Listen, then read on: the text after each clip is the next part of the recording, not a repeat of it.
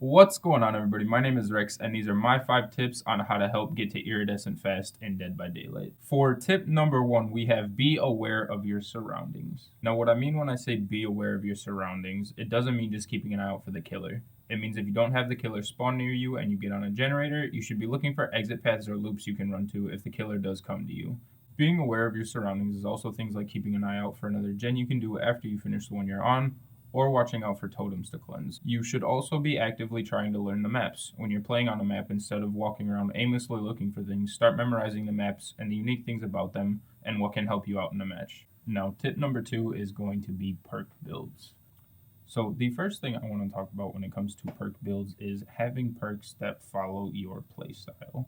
There are many different playstyles in Dead by Daylight, but no matter which playstyle you have, you're going to need perks to allow you to play that way. Whether that is you like to do gens, or you like to help your teammates, or you like to distract the killer, these are all different playstyles that revolve around the perks that you have. The next thing I wanted to talk about was understanding the effects of perks.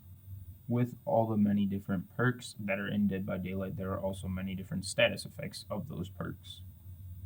Learning and understanding all the status effects of these perks is something you're going to have to do in order to have a successful perk build.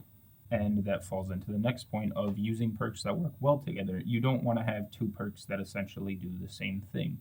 So having 4 different perks that all work well together is something you're going to want to look for when making a successful perk build. A good example for this is Sprint Burst and Dead Hard. You cannot use these 2 perks together because they both cause the exhausted effect and they both do not work if you are exhausted. For tip number 3, I have gone with controlling your emotions. I feel like this isn't something that gets talked enough about in these tips videos, but it is something that really affects the performance level at which you play at. One of the main ones is understanding that it is just a game. No matter how much importance it has to you, at the end of the day, it is just a game, so you need to understand how to control your emotions while you play. Another thing that is important is understanding what you can and cannot control.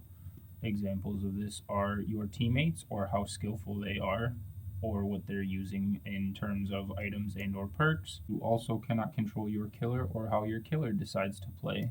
Camping is considered a toxic playstyle for killers, and if the killer decides that's how they want to play, you have no control over that. You cannot control the way the killer decides to have fun. All you can do is control how you react to their playstyle and control what allows you to have fun. Both survivors and killers have OP things about them, and you can't control what somebody else is going to use. If OP strats are allowed for survivors, then they shouldn't be frowned upon for killers.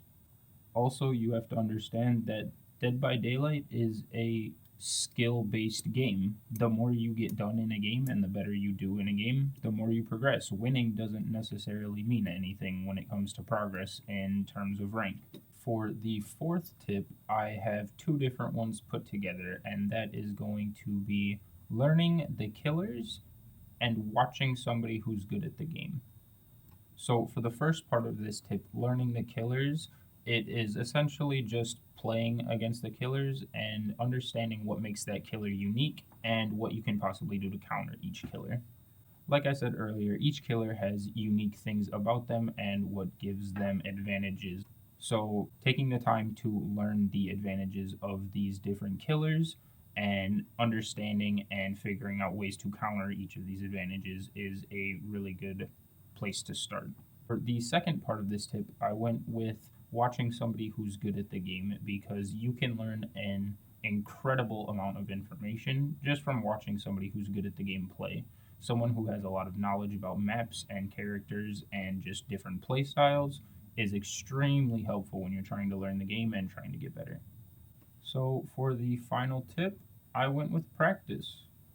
Simply taking the time to understand and learn the basics of anything and then practicing it until you master it is the best way to get good at anything. For Dead by Daylight, I would simply recommend trying to learn what you are bad at. And you might not necessarily be bad at anything, but if you are better at doing one thing than another, you should practice what your weak spots are. If you feel like you're good at teamwork and you're good at getting gens done, but when it comes down to getting chased by the killer, you get caught often, then maybe try a different perk build and simply just trying to run from the killer. The more you practice anything, the better you're going to get at it. So just simply taking the time to understand what your weak points are and then focusing on them and practicing them is how you're going to master anything. And I think it's a great way to help you rank up in this game. And those are my tips. I hope you guys all enjoyed the video. Let me know down in the comments if you guys agree or if you guys have any other tips that you think would be helpful. That is going to be all from me. I will see you guys in the next one. Peace.